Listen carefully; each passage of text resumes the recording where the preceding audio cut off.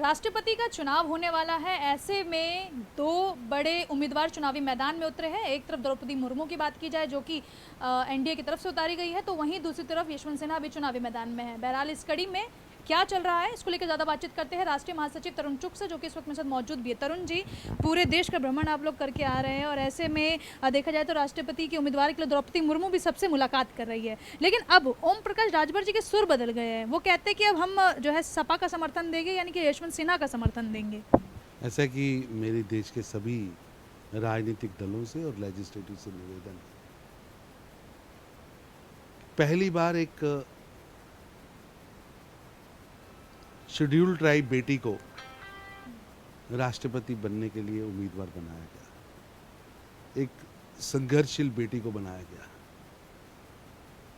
हमें सबको छोटी मोटी बातों से ऊपर उठकर 70 साल से राष्ट्रपति के पद पर कोई शेड्यूल ट्राइब बेटी नहीं पहुंच पाया। द्रौपदी मुर्मू जी पहुंच रही हैं। सभी पार्टियों को छोटी मोटी बातों से ऊपर उठकर उनका समर्थन करना चाहिए और उनको वोट करना चाहिए। लेकिन स्वामी प्रसाद मौर्य भी जो है कभी बीजेपी में रहा करते थे, लेकिन फिलहाल सपा के साथ है। उनका कहना है कि चाहे आदिवासियों के नाम पर द्रौपदी मुर्मू को उतारना हो, चाहे पिछड़ों का शोषण करना हो, अगर सही राजनीति सीखनी है दुष्प्रचार की, खासकर पिछड़ों के शोषण की, तो बीजेपी से सीखनी चाहिए। ये भारत की संस्कृति व भारत की राजनीतिक संस्कृति की विविधता का उदाहरण है।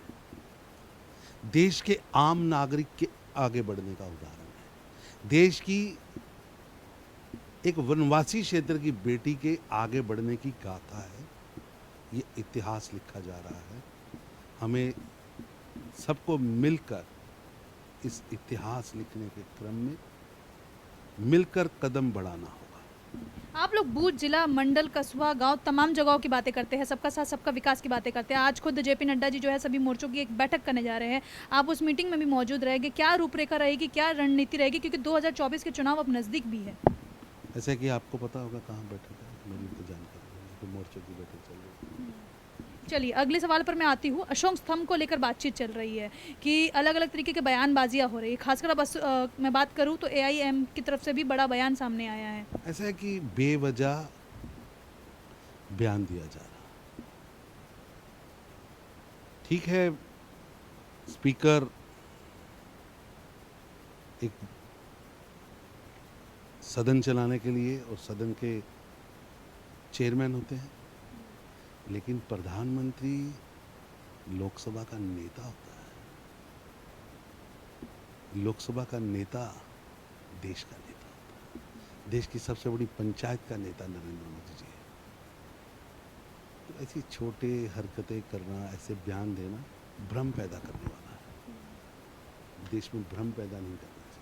चलिए, तो आप सुन रहे थे तरुण चुग जी को, जिनका साफ तौर पर कहना है कि अलग अलग बयानबाजी अलग अलग पार्टियों की तरफ से होती है, लेकिन जब देश में प्रधानमंत्री जैसे पद की बात आती है तब लोगों को अपनी गरिमा और प्रतिष्ठा बनाए रखनी चाहिए। कैमरा पर्सन दुर्गेश के साथ मैं भावना, R9 न्यूज़ दिल्ली।